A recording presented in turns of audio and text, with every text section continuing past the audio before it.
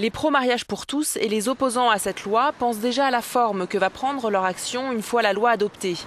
Pour Frigide Barjot, la chef de file des Antilles, c'est devant la justice que se poursuit le combat.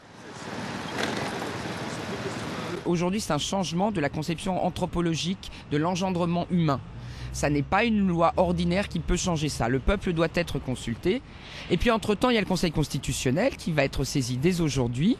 Et donc nous faisons confiance aux sages pour se rendre compte que le principe d'altérité sexuelle pour fonder la filiation, c'est un principe général des droits de l'homme. Merci beaucoup, madame. Du côté des défenseurs de la loi, c'est une belle avancée sur le plan de l'égalité des droits, mais il reste encore du chemin à faire. Est-ce que vous êtes satisfait de cette loi ou vous demandez plus?